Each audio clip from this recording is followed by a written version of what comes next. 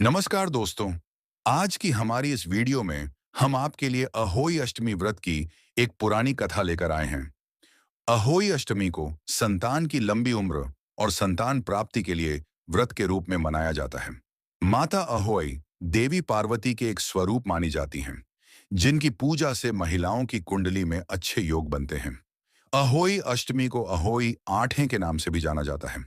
ये व्रत संतान की लंबी उम्र के लिए किया जाता है और जिन महिलाओं की संतान नहीं है, वो संतान प्राप्ति के लिए इस व्रत को करती हैं। धार्मिक कथा के अनुसार अहोई माता का चित्रण एक अहोई, शाही या नेवला के रूप में किया जाता है। जैसा कि आप सभी जानते हैं कि हर व्रत से जुड़ी एक कथा होती है जो उस व्रत की महिमा बताती है। उसी तरह अहोई अष्टमी की भी एक कथा है जिसका पाठ अनिवार्य माना गया है।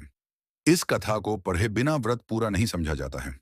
कथा के अनुसार प्राचीन काल में एक साहूकार रहता था जिसके 7 बेटे और 7 बहुएं थीं। इस साहूकार की एक बेटी भी थी जो दीपावली में ससुराल से मायके आई थी।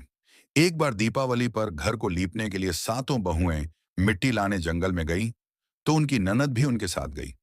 साहूकार की बेटी जहां मिट्टी काट रही थी, उस स्थान पर स्याहू साही अपने 7 बेटों से साथ रहती थी। मिट्टी काटते हुए गलती से साहूकार की बेटी की खुरपी के चोट से स्याहू का एक बच्चा मर गया। इस पर स्याहू क्रोधित होकर बोली, मैं तुम्हारी कोख बांधूंगी। स्याहू के वचन सुनकर साहूकार की बेटी अपनी सातों भाभियों से विनती करती है कि कोई उसके बदले अपनी कोख बंधवा ले। सबसे छोटी भाभी ननद के बदले अपनी कोख बंधवाने के लिए तैयार हो जाती है।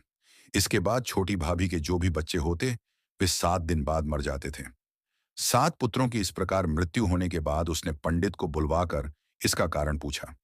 पंडित ने सुरही गाय की सेवा करने की सलाह दी। सुरही गाय छोटी बहू की सेवा से प्रसन्न होती है और उसे स्याहू के पास ले जाती है। रास्ते में थक जाने पर दोनों आराम करने लगते हैं। अचानक साहूकार की छोटी बहू की नजर एक ओर जाती है और वो देखती है कि एक सांप एक गरुड़ के बच्चे को डंसने जा रहा है। ये देख छोटी बहू वह सांप को मार देती है। इतने में गरुड़ पंखनी वहां आ जाती है और बिखरा हुआ खून देखकर उसे लगता है कि छोटी बहू ने उसके बच्चे के मार दिया। इसलिए वो छोटी बहू को चोंच मारना शुरू कर देती है। छोटी बहू इस पर कहती है कि उसने तो उसके बच्चे की जान बचाई है। गरुड़ पंखनी ये सुनकर खुश होती है और सुरही सहित उन्हें स्याहू के पास पहुंचा देती है। वहां स्याहू छोटी बहू की सेवा से प्रसन्न होकर उसे 7 पुत्र और 7 बहू होने का आशीर्वाद देती है। स्याहू के आशीर्वाद से छोटी बहू का घर पुत्र और पुत्र वधुओं से हरा भरा हो जाता है। हे अहोई माता, जैसे साहूकार की छोटी बहू की कोखबंदी वैसे किसी की मत बांधना, और बाद में जैसे उसे 7 बेटे दिए, उन्हें लंबी आयु दी, वैसे ही इस कथा को कहने वाले, वो सुनने वाले और हुंकार भरने वाले सब पर अपनी कृपा करना। जय हो। नमस्कार दोस्तों।